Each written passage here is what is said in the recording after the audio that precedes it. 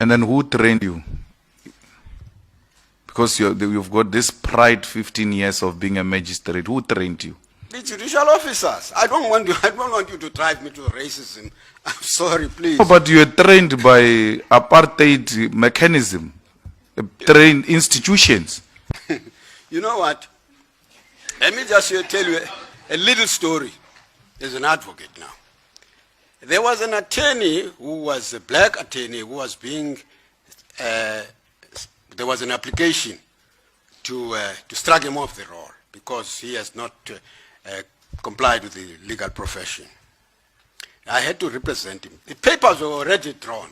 The papers were saying this court is an apartheid regime court. The judges are apartheid, are racist. I'm not supposed to be subjected to them. The first thing that the judge asked me, I said to him, how do you draft papers like this? And then he said, no, Togota, I want you to represent me. Then it's the first thing that the judge asked me, Mr. Togota, these papers, do you agree with them? I said, no, I don't. I don't agree with that.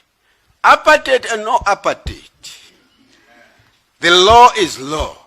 If it was apartheid law, it was law at that stage. And everybody had to go along that law. Not that you liked it. You didn't have, even now, I cannot guarantee that everybody likes the law. You only like the law when it is in your favor. When it's not in your favor, say, ooh, this government. That's what happens in life.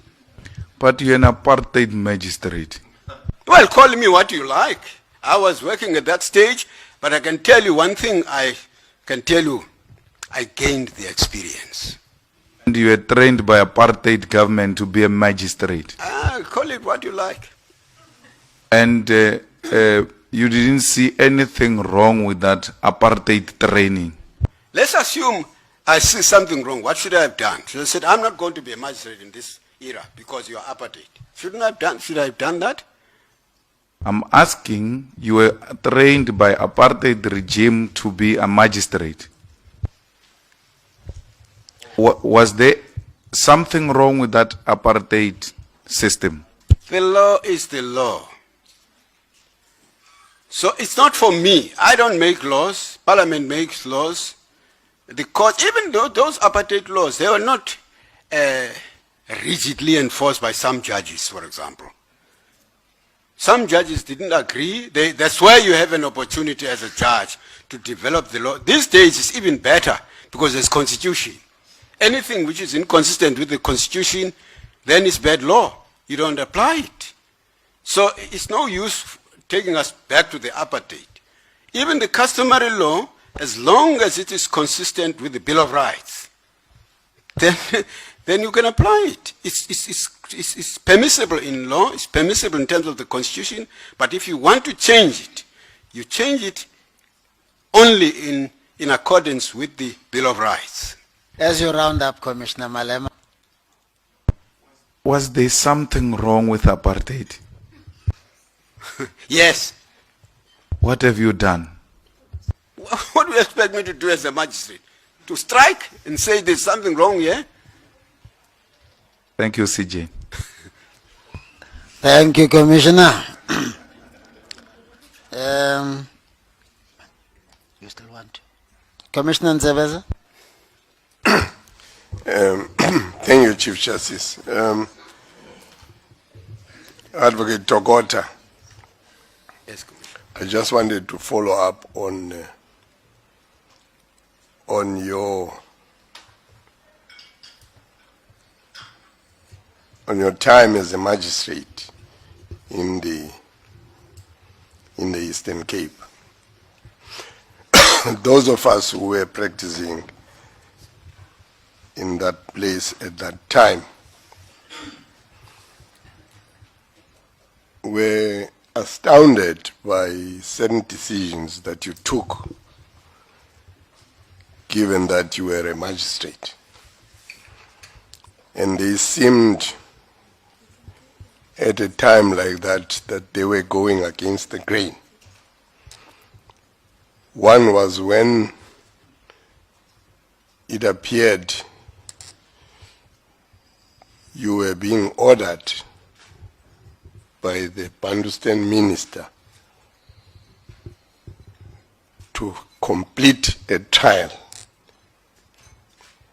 and you took a position, I want you to tell us in your own words how you decided that. Thank you, Commissioner Nsebeza. I remember very well. That time, there was a change in the apartheid regime where they created tricameral parliament. Yes. And then the black students embarked on strikes in the sky. I was a magistrate in Pedi then. And then they were arrested. In Zwelicha, I was phoned by the Minister of Justice then at that stage in Bisho. We went to the Amatola Sun Hotel, had dinner there. He said to me, Togota, I want you to go and preside in the matter in Zwelicha tomorrow. And I want you to finalize that matter so that you can teach those students a lesson so that those strikes shouldn't spread throughout the country. I said, no, it's fine, no problem. Have you got a judicial appointment? He said, yes, you'll find it there. I said, fine. Because if you go to another district, then you must have a special judicial appointment for that case. I said, no, fine, Minister. I'll go there and preside. He said, you see to it that you finalize the matter. I went there. Even though there was no constitution, we still have some human rights in some way. I explained their rights. They wanted legal representation. Mr. Nell was prosecuting. Yes, Mr. Nell, any objection to bail? I want to grant them the right to go and look for legal representation.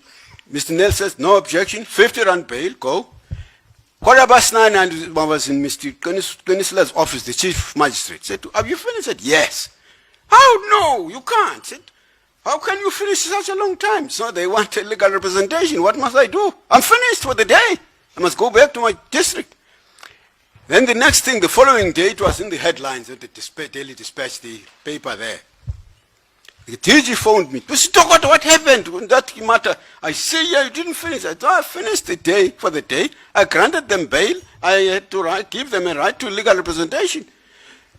Whew, then I was in trouble with that. But to cut a long story, I found them not guilty in terms of Section 174 of the Criminal Procedure Act. There was also the incident which also received worldwide, I mean not worldwide, quite prominent attention about the liquor licenses. That one was also very interesting. We were called as district, I was a chief magistrate in Pedi.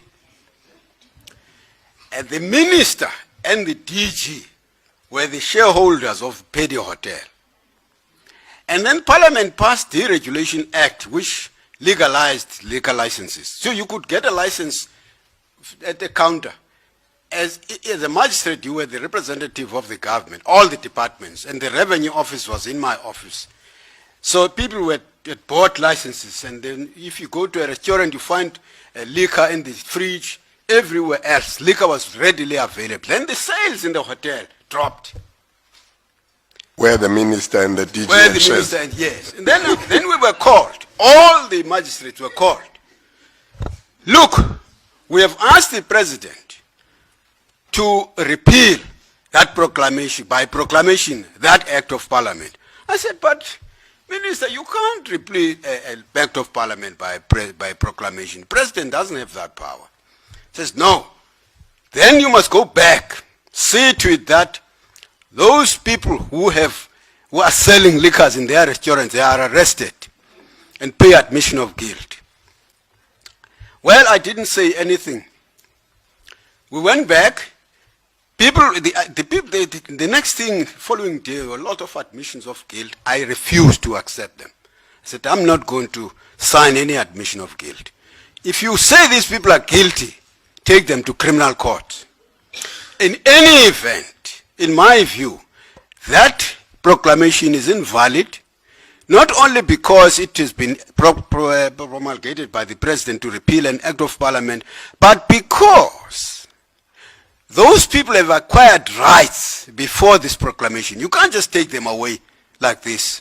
So I'm not going to obey this. You know what happened thereafter? I was charged with misconduct. What happened thereafter? Every lawyer came to my rescue. No, we know what's going on, Togota. The hearing took 30 minutes and I was found not guilty. I was defended by advocates and everybody because they knew my stand is like this. That's why I'm saying, when I look at the facts, you cannot politically manipulate me. Whether you call it apartheid or